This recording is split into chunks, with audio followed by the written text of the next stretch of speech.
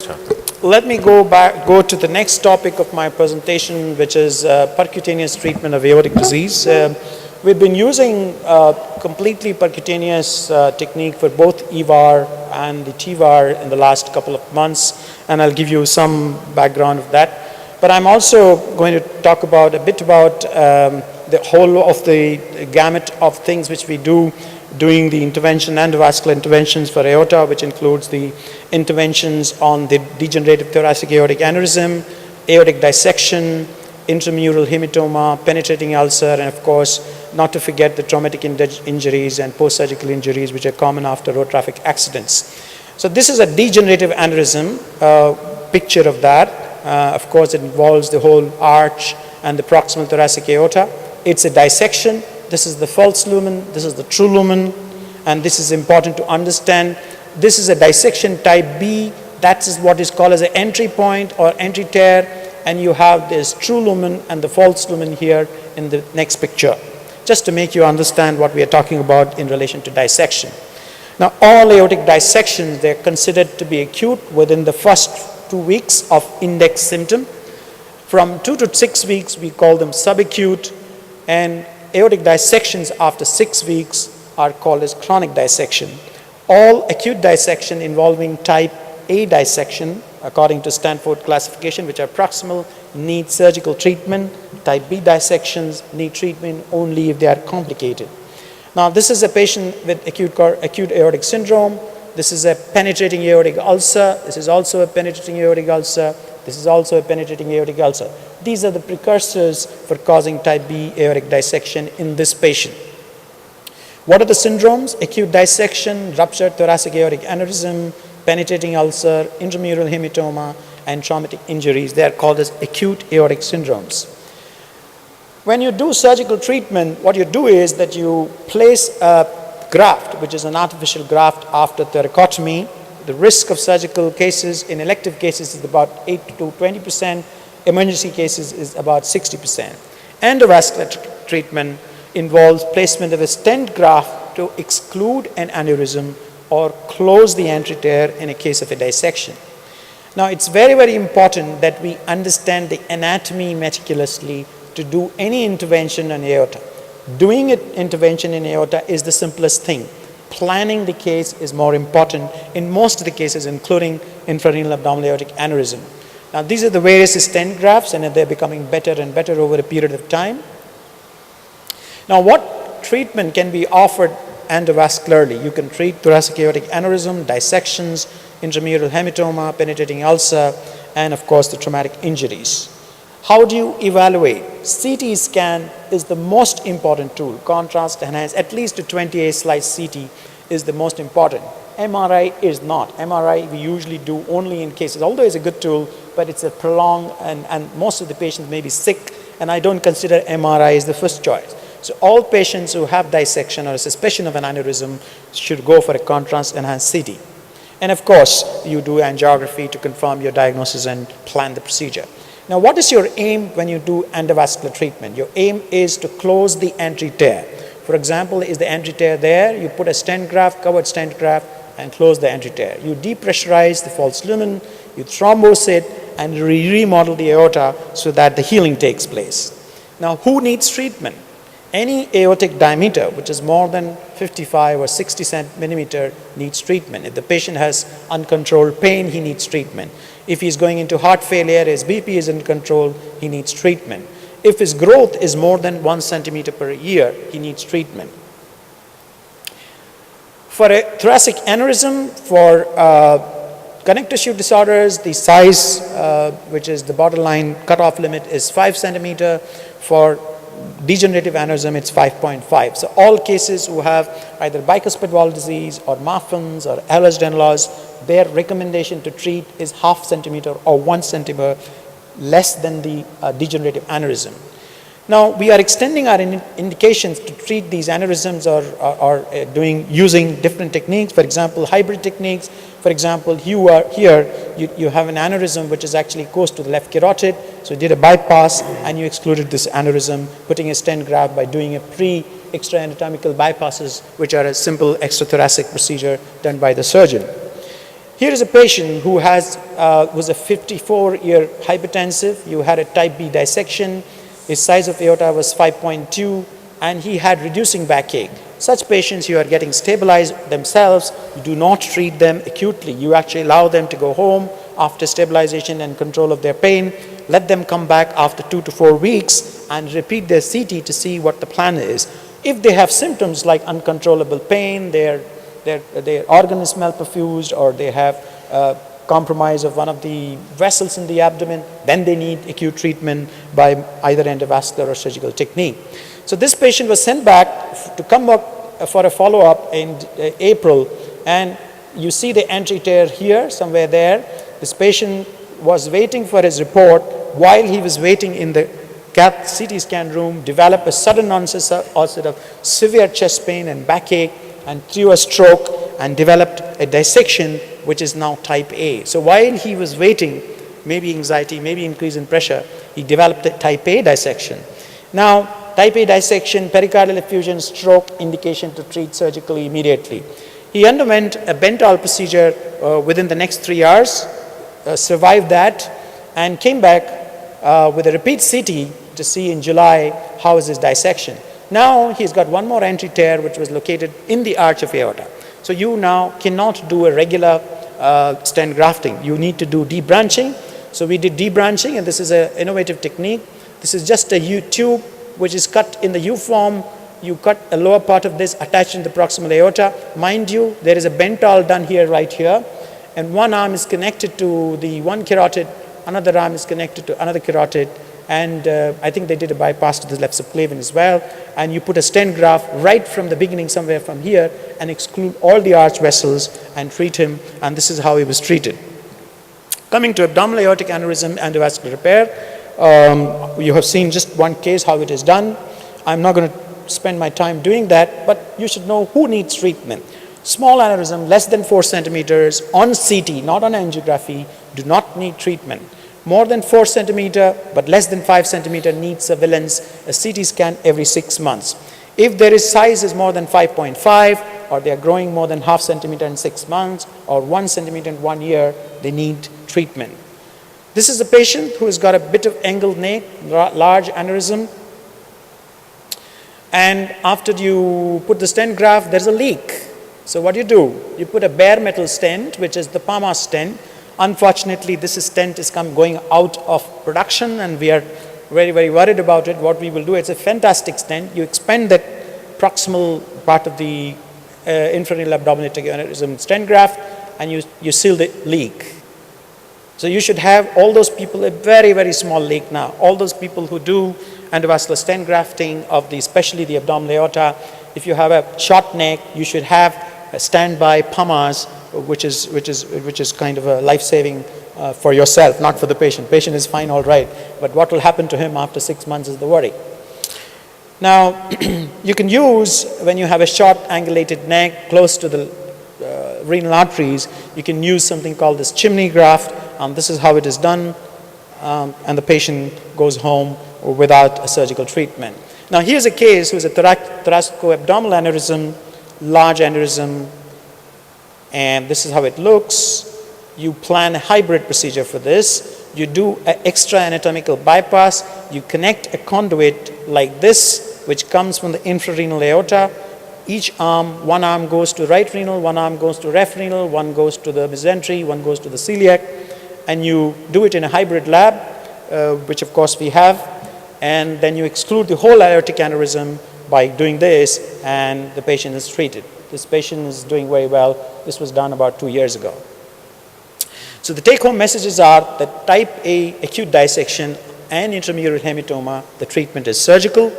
Type B aortic dissection, stable, do not require any treatment. You can first follow them or observe them, although their prognosis over a period of time is not good. They don't remodel, and more people have started treating them. But patients should be informed about need for a lifelong surveillance, need for a possible secondary procedure, and the risk of rupture is not zero. Now, in the last couple of months, we've been doing totally percutaneous endovascular stent grafting using both the thoracic and the abdominal aortic device.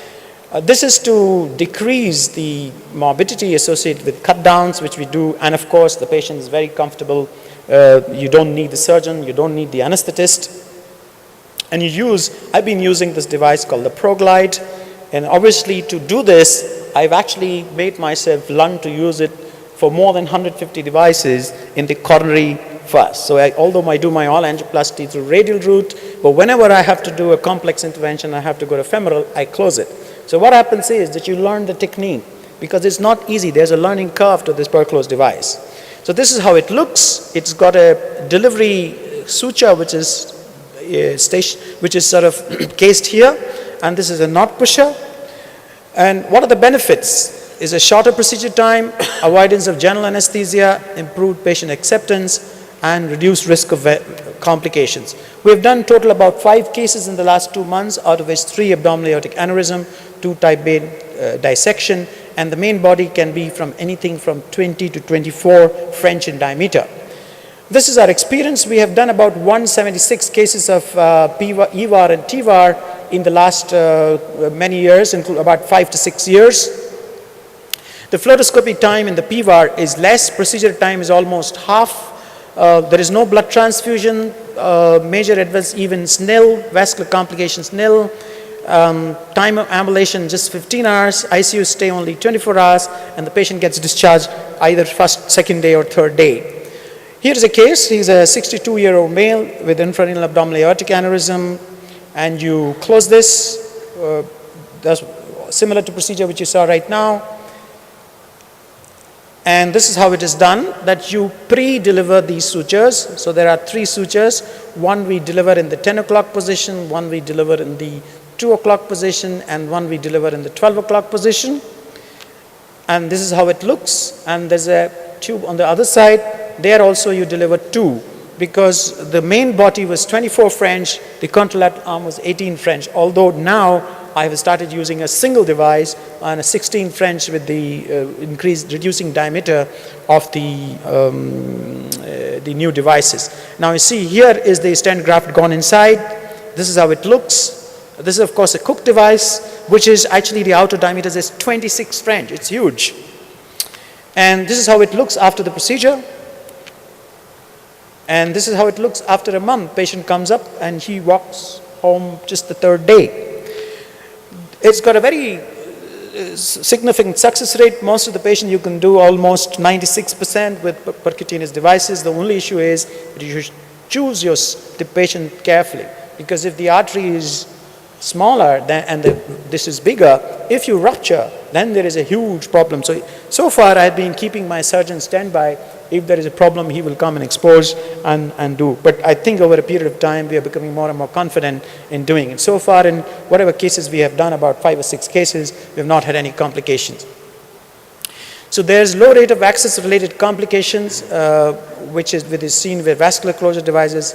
PVAR results in shorter procedure time and time to hemostasis, a positive trend towards reducing anesthesia time, blood loss, hospitalization time, but patients do complain of pain because you're not anesthetizing them.